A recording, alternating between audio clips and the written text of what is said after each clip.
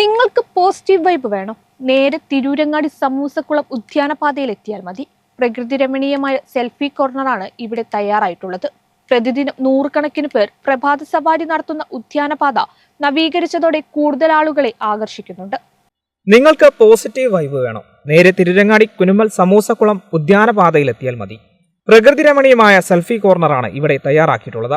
പ്രതിദിനം നൂറുകണക്കിന് പേർ പ്രഭാത സവാരി നടത്തുന്ന പാതയാണിത്. നവീകരിച്ചതോടെ കൂടുതൽ ആളുകളെ ആകർഷിക്കുകയും ചെയ്തിട്ടുണ്ട്.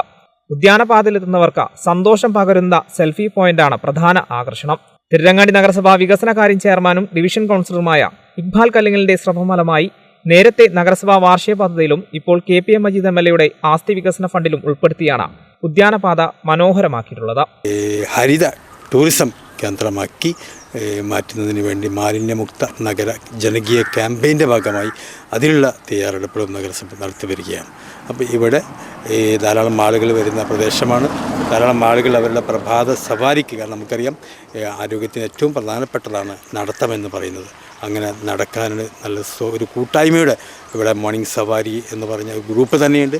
അതോടൊപ്പം തന്നെ ധാരാളം പേർ നടന്നു വരികയും ചെയ്യുന്ന ഒരു പ്രത്യേക ഒരു ഇടമാണ് ഇവിടെ. ആ ഇടത്ത് ഇങ്ങനെ മനോഹരമാക്കാൻ കഴിഞ്ഞതിൽ ഏറെ സന്തോഷമുണ്ട് എന്നാണ് സൂചിപ്പിക്കുവാനുള്ളത്.